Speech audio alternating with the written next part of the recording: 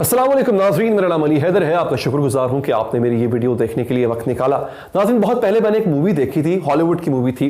उसमें उसकी थीम ये थी कि कुछ असैसिन्स होते हैं, किराए के कातिल होते हैं। वो करते क्या है, वो अपने निशाने को, अपने सब्जेक्ट को इस तरह से कत्ल करते थे कि पता ही नहीं चलता था कि गोली कहाँ से आई। करते वो ये थे कि कई यार्ड्स या कई जो है वो फीट दूर, ये कभी कभी तो एक एक मील दूर बैठकर वो स्नाइपर से गोली चलाया करते थे और एग्जैक्ट निशाने पर लगती थी। लेकिन वो कोई आम स्नाइपर नहीं होता था, उससे वो बड़ी ही सोफिस्टिकेटेड टेक्नोलॉजी के जरिए जो है वो उसको इस्तेमाल करके उसका जो है वो अपना निशाना बांधा करते थे और उनका निशाना मिस नहीं होता था। और मैं सोचता था कि क्या वाकई हकीकी दुनिया में ऐसा पॉसिबल हो पाएगा। लेकिन जब मैंने ये खबर सुनी नाज़रीन, जो मैं आपसे शेयर करने जा रहा हूं, और तरीका वारदात पढ़ा कि किस तरह से मोहसिन फखरीज़ादा जो ईरान का एटमी साइंसदान था, उसे किस तरह से कत्ल किया गया, किस तरह शहीद किया गया, तो मैं हैरान रह गया कि हकीकी दुनिया में जो टेक्नोलॉजी मौजूद है वो तो फिल्मों से कहीं आगे है। ये मेरे लिए बड़ा हैरानकुन था कि किस तरह से एक मुल्क का एटमी साइंसदान जिसकी सिक्योरिटी फुल प्रूफ होती है, उसके पास जिसे कहते हैं ना जेड टाइप सिक्योरिटी, जो बेहतरीन सिक्योरिटी है वो उसके पास होती है, उसके बावजूद भी कैसे कोई मुल्क जो है वो किसी दूसरे अपने दुश्मन मुल्क के एटमी साइंसदान को मार सकता है। तो वो राज, उस राज से पर्दा उठ गया है। खुद ईरान के रेवोल्यूशनरी गार्ड के जो डेप्यूटी कमांडर हैं, उन्होंने प्रेस कॉन्फ्रेंस की और उन्होंने बताया, वो जो डिटेल्स है नाज़रीन वो बड़ी हैरानकुन है। उसको जानने के लिए आपने मेरे साथ रहना है। आगे बढ़ने से पहले अगर आप चाहें तो चैनल को सब्सक्राइब करके बेल का बटन प्रेस करें ताकि आप तक अपडेट्स पहुंचती रहे। दोस्तों, हुआ ये कि वो ये बताते हैं कि एक machine gun, remote control, satellite control machine gun जो है, जिसको आर्टिफिशियल इंटेलिजेंस ऑपरेट कर रही थी। थोड़ा कंफ्यूजन लग रहा होगा आपको, नहीं क्या बोली जा रहा है, बताता हूं आपको। दो चीजें आपने सोचनी है, एक सैटेलाइट कंट्रोल्ड मशीन गन और एक artificial intelligence. Satellite controlled machine gun का मेरा ख्याल है आप नाम से समझ गए होंगे। मैं पहले आपको आर्टिफिशियल इंटेलिजेंस समझा देता हूं। नाज़रीन, आर्टिफिशियल इंटेलिजेंस उस कंप्यूटराइज्ड प्रोग्रामिंग को कहा जाता है जिससे कंप्यूटर खुद फैसला करता है हालात को देख के कि उसको क्या करना है। ये बड़ी खतरनाक चीज है। अगर इसका इस्तेमाल मिलिट्री यूज के लिए होना शुरू हो जाए ना तो बहुत खतरनाक चीज है। हम देखते थे ना फिल्मों में कि रोबोट्स बनाए गए, रोबोट्स ने टेक ओवर कर लिया, वो इंसानों पर हावी हो गए अपनी मर्जी से। वो आर्टिफिशियल इंटेलिजेंस, और ये नई चीज मौजूद है। आर्टिफिशियल इंटेलिजेंस किसी भी रोबोट को ये सलाहियत देती है कि वो कुछ फैसले ऐसे हैं जो वो खुद से ले सकता है। इसके इंतजाज से एक मशीन गन बनाई गई जिसको उस रोड पर रखा गया एक बड़ी वैन के अंदर, जहां से मोहसिन फखरीज़ादे यानी ईरानी एटमी साइंसदान ने गुजरना था। अब आपको मैं सिनेरियो समझाता हूं कि ये जो मशीन गन थी ये सैटेलाइट से कंट्रोल हो रही है, मगर आर्टिफिशियल इंटेलिजेंस का निजाम इस मशीन गन को यह फैसला करने की सलाहियत दे रहा है कि रोड पर जो इतनी गाड़ियां चल रही हैं, इनमें से कौन सी गाड़ी के अंदर मोहसिन फखरीज़ादा बैठा हुआ है।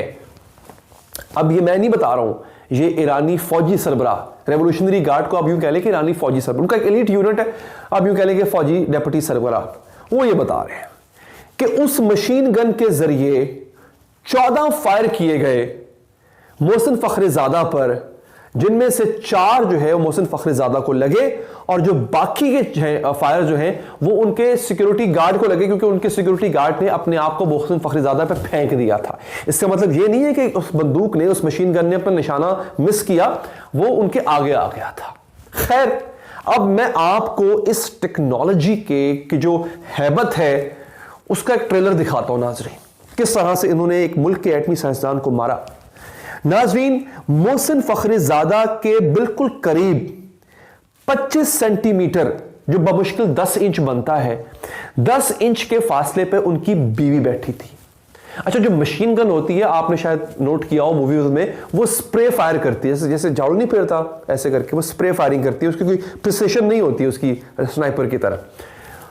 अब कहने को तो पूरी गाड़ी छलनी होनी चाहिए थी, गाड़ी में मौजूद बाकी लोगों को भी गोलियां लगनी चाहिए थी, क्योंकि बहुत दूर से फायर किए गए थे, निशाना बांधना इतना आसान नहीं था। लेकिन इसने क्या किया, अब ईरानी रेवोल्यूशनरी गार्ड के डिप्टी कमांडर क्या बता रहे हैं कि इस मशीन गन ने पहले तो आर्टिफिशियल इंटेलिजेंस के जरिए गाड़ियों के जो वहां से उसने नंबर प्लेट्स और वहां से उसने कैच किया, उसने पता लगाया कि मोहसिन फखरीज़ादा की गाड़ी कौन सी है, गाड़ी चल रही है, गाड़ी मूविंग में, आपको बता रहा हूं मैं, और बड़े सेकंड्स में ये काम हुआ है। पता लगाने के बाद उसने फेस रिकॉग्नाइज किया कि जो गाड़ी में बाकी लोग बैठे हुए हैं 4-5, उनमें से मोहसिन फखरीज़ादा कौन है। फेस रिकग्निशन की उसने, फेस रिकग्निशन करने के बाद उसने जूम इन कर लिया, बिल्कुल मोहसिन फखरीज़ादा के इधर उससे हेडशॉट के लिए उसने जूम इन कर लिया, और उसने जूम इन करने के फौरन बाद चलती गाड़ी पर 14 फायर बरसाए। 1 2 3 चौथा फायर जब लगा मोहसिन फखरीज़ादा को, उनका जो गार्ड बैठा हुआ था साथ, उसने अपने आप को मोहसिन फखरीज़ादा के आगे कर लिया ताकि वो बच जाए। अफसोस कि वो भी ना बच सका, उसको बाकी फायर लगे, वो भी मौके पर जान बहक हो गया। 10 इंच बैठी हुई मोहसिन फखरीज़ादा की बीवी को आंच भी नहीं आई, कुछ नहीं हुआ। अब यहां से अंदाजा लगा लें नाज़रीन कि किस हद तक खतरनाक सिस्टम है जो इजराइल ने डेवलप कर लिया है, जिससे वो जिसको जहां चाहे मार सकता है। ऑफ कोर्स वो मशीन गन वहां पर इंस्टॉल करने के लिए, वो गाड़ी हायर करने के लिए किसी ने तो वहां जाकर उसको छोड़ा ही होगा ना उस गाड़ी को, तो लोकल हेल्प ली गई थी, लेकिन यहां पर जो है वो किसी इंसान का इस्तेमाल नहीं किया गया। अच्छा, एक बात मैं आपको बता दूं, जो आगाज में ईरान ने कहा था, आगाज में उन्होंने ये कहा था कि ना जनाब, हमने किसी इंसान का इस्तेमाल उस दौरान जो है वो गन फाइट हुई थी, कुछ लोग उधर से आए थे, कुछ लोग इधर से थे, यानी मोहसिन फखरीज़ादा के जो सिक्योरिटी गार्ड्स थे वो थे, फायर एक्सचेंज हुआ था, लिहाजा फायरिंग में वो मारे गए, ये शुरू में कहा गया था। लेकिन बाद में उनको एक्सेप्ट करना पड़ा कि नहीं, ऐसा नहीं है, एक ऑटोमेटिक निज़ाम के जरिए, आर्टिफिशियल इंटेलिजेंस के जरिए हमारे एटमी साइंसदान का कत्ल किया गया। एक इसमें यह भी राय दी जा रही है, जो फॉरेन ऑब्जर्वर्स हैं वो ये राय दे रहे हैं कि ईरान अपनी खफत मिटाने के लिए, अपनी एम्बैरसमेंट मिटाने के लिए ऐसा कह रहा है, क्योंकि अगर वो कहता कि चंद लोग आए और मार के चले गए तो ये उनके लिए शर्मिंदगी की बात थी। उन्होंने कहा कि ऐसा निजाम था जिससे मारा जो हमारी सोच से भी बालातर था। ये एक दलील पेश की जा रही है मगरिब की जानिब से। अब ये आप पे डिपेंड करता है आप किसकी बात पे यकीन करते हैं। तो मैंने सोचा ये जरूरी है आप तक ये इंफॉर्मेशन पहुंचाई जाए कि दुनिया इस वक्त अपने आप को तबाह करने के लिए ऐसी ऐसी टेक्नोलॉजी का इजाद कर चुकी है कि जो कल को उसके खिलाफ भी इस्तेमाल हो सकती है।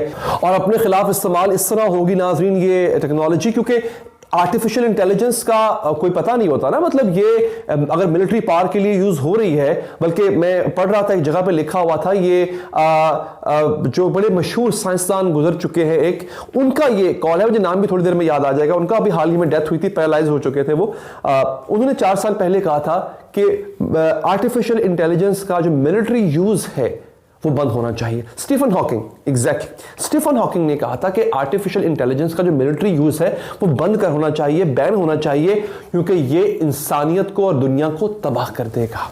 ये वीडियो अगर आपको पसंद आई हो लाइक कीजिएगा, फीडबैक देने के लिए कमेंट कीजिएगा, चाहे तो सब्सक्राइब करके बेल का बटन प्रेस करें। अल्लाह ने के बाद।